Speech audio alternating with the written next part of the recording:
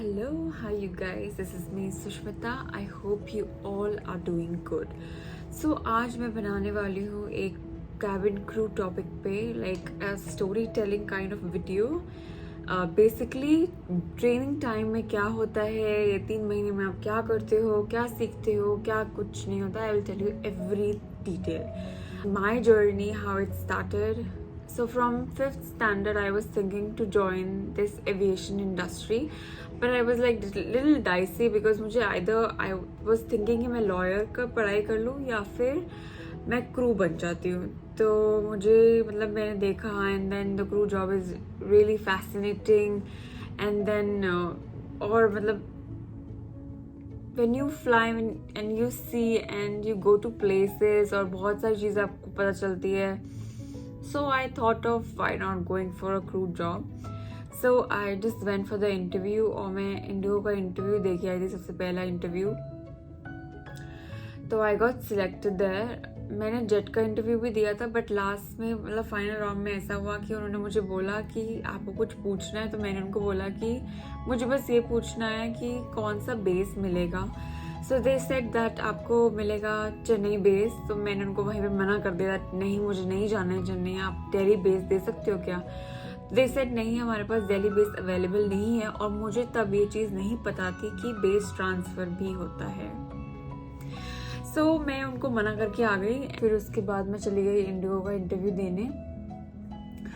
फिर वहाँ पे मैं सिलेक्ट हो गई first day and then I was really happy कि मुझे इतना मतलब it was my dream job, तो मुझे मिल गई. एंड उसके बाद लगा चलो ठीक है अब तो हो ही गया, अब तो सब हो ही जाएगा. बट देन ऐसा नहीं होता है. हमारा पहला दिन था वहाँ पे, 2016 की बात है ये. आपका ओरिएंटेशन डे होता है जिसमें आपको बहुत सारी चीज़ें पूछनी होती है. आपको अगर आपको कुछ एचआर से पूछना है या आपको कुछ भी क्वेरी है, बेस ट्रांसफ़र की क्वेरी है. मुझे तब भी दिल्ली बेस नहीं मिला था इंडिगो में, मुझे पहले कैलकाटा बेस लेना पड़ा था. फिर उसके बाद I got base transfer after 4 months और 5 months I came back to Delhi. पहले स्टार्ट होगा आपको या तो ग्रूमिंग या तो फिर आपका होता है service. So it depends to company. So IndiGo में पहले ग्रूमिंग की क्लास हुई थी I think for few days and then आपको उसमें सब कुछ सिखाते हैं. How you walk, how you work and your grooming, your like hairstyles, your makeup and very small things they teach you. So आपको बहुत सारी चीज़ें सीखने को मिलती है वहाँ पे. एंड देन आपको लगता है कि चलो ठीक है ग्रूमिंग है, हो जाएगा, सब हो जाएगा. बट ऐसा नहीं होता है. So you have to be poised and then आपको दिल teach you that very little things they teach you. And उसके बाद आपका स्टार्ट होता है पढ़ाई. And everybody was like what, इतना सब कुछ पढ़ना पड़ेगा. एंड यस, आपको हर चीज़ में पढ़ना पड़ता है. सो क्रू की जॉब में भी बहुत ज़्यादा पढ़ाई है. सो आपको वो इतनी मोटी मोटी बुक्स ला कर दे देते हैं. एंड आपका सेफ्टी स्टार्ट होता है उस दिन. Like after few days of grooming और सर्विस आपका सेफ्टी स्टार्ट होता है. एंड उसमें आपको सब कुछ आता है, जो भी इमरजेंसी होगी, इन केस फायर, डिचिंग और कुछ भी होता है, कोई मेडिकल इमरजेंसी हो सकती है या कुछ भी हो सकता है फ्लाइट पे, तो आपको हर चीज़ पढ़ाते हैं. And it is, trust me guys, it is not at all easy to clear all the exams. आपको इंडिगो में 90% लाने होते हैं and for Air India it was 80%. और इन केस आप फेल हो जाते हो तो आपको वो दोबारा टेस्ट रिपीट करने पड़ते हैं. आपको 3 chances मिलते हैं. अगर आप क्लियर नहीं कर पाते उसके बाद भी then you are chucked out of the company and then 6 months का cooling period होते हैं. then you can again join the company. that too it's not sure that they'll hire you or not. so ऐसा होता है. and then like you cannot be late also for the classes. आपको punctual रहना पड़ता है, otherwise वो आपको एक बैच से निकाल के दूसरे बैच में डाल देते हैं. फिर आपको again you have to start from the scratch. आप 3 month की rigorous training में जाते हो and then you come out like you are transformed to a different person only. आपको बहुत सारी चीज़ें सीखने को मिलती है. you are really really calm after the training. so there are certain briefings which you have to learn by heart. और ऐसा भी नहीं है कि आपको नहीं लर्न कर सकते हो या भूल सकते हो, ऐसा नहीं है. सब कुछ पढ़ना पड़ता है इसमें. एंड देन आपका सेफ्टी आप क्लियर कर लेते हो. और टेंशन होती है इसमें बिकॉज आपको वो इतना प्रेशर देते हैं कि आप बिल्कुल ट्रेन होते हो कि ऑन बोर्ड अगर कुछ भी हो तो आप प्रिपेयर रहो इतने प्रेशर झेलने के लिए.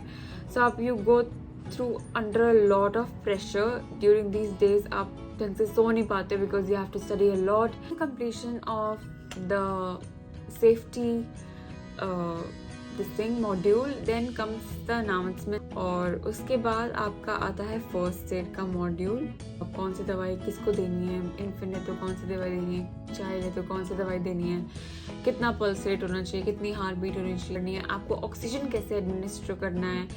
सो आपको बहुत सारी चीज़ें आती है. प्लस आपके सेफ्टी में बहुत सारे आपके इक्विपमेंट्स आते हैं. देन आपको लाइक ऑक्सीजन बॉटल हो गया, PPE हो गया, प्रोटेक्टिव ब्रीदिंग इक्विपमेंट होता है वो जब आप फायर होती है तो हम लोग वो पहन के you we fight the fire, तो वो होता है. बहुत सारी चीज़ें होती है, बहुत सारे इक्विपमेंट्स होते हैं, मेगाफोन होता है, ग्लव्स होते हैं. देन उसका भी आपको रिटर्न एग्जाम देना होता है. एंड देन उसका वाइवा होता है. आपको CPR देना सिखाते हैं, आपको AED यूज़ करना सिखाते हैं.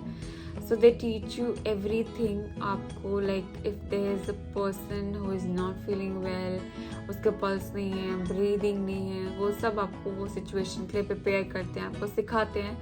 And of course there is a lot of difference between you learning something and practical वो चीज़ करना. It's totally different.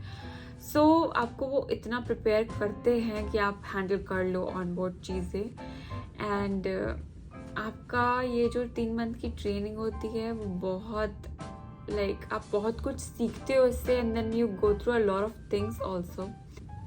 और फिर आया आपका सर्विस का मॉड्यूल.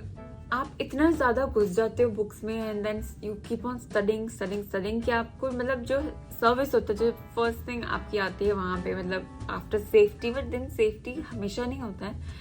सो आपका जो सर्विस आता है आप भूल जाते हो कि मतलब देन अच्छा ये भी है. अब थ्योरी ख़त्म होने के बाद प्रैक्टिकल वाला चीज़ आ गया है. सो जब आप ये स्टार्ट करते हो आपको वहाँ पे like situational things they create the instructor. So वो आपको सिचुएशंस देंगे, आपको उसमें कैसे रिएक्ट करोगे. आप पे वो चिल्लाएंगे, गुस्सा होंगे. यू हैव टू बी काम. बहुत लाइक दिल टॉक रूडली, बहुत अलग लैंग्वेज में दिल टॉक टू यू. आपको प्रिपेयर रहना है बिकॉज कभी कभी पैसेंजर्स गेट सो अनॉयड और सबको लगता है कि like we are responsible. I understand ऐसा कुछ नहीं है. They talk to our uniform only. But then at the same time you are representing the company and you have to be calm because ये आपने चूज़ किया है. So this is the main thing that you need to be calm. And आप कुछ उनको उल्टा नहीं बोल सकते हो. और कुछ भी हो सकता है, कुछ भी सिचुएशन हो सकती है. Like people get frustrated during the boarding time, like coming from the ground only they are frustrated. या कुछ भी चेक इन के इशू होते हैं या कुछ भी होता है तो ये दे आर फ्रस्ट्रेटेड. या कभी किसी के खाने में फॉरेन ऑब्जेक्ट आ जाता है तो they are like angry because of that, like hair strand or some insect, whatever. So तब भी वो लोग इतना गुस्सा होता है. So you should know how to handle things and you are trained for that. And Indigo में they call your parents and or you can get your brother and sister or friends or relative. But Air India में it is like graduation day. आपका normal graduation day होता है. And वो बॉम्बे में होता है, ये दिल्ली में हुआ था. तो I took my mom and dad to the and my sister वहाँ पे. ये 2016 की बात मैं बता रही हूँ आपको. 2018 में मैंने एयर इंडिया की ट्रेनिंग की थी. तो it's like almost 7.5 years now that I am working as a cabin crew. The training time is really good. आप लोग हमेशा उसको याद रखोगे. एंड उसके बाद आपका ग्रेजुएशन होता है and you are set to fly. To all the lovely ladies and handsome boys, I wish you all the very best. जो लोग देख रहे हैं ये वीडियो एंड जिन्हें cabin crew बनना है, do apply and do your training for 3 months and fly soon, fly high. Thank you so much for watching. If you are new to my channel, please do like, share and subscribe to my channel. See you soon. Bye. Take care.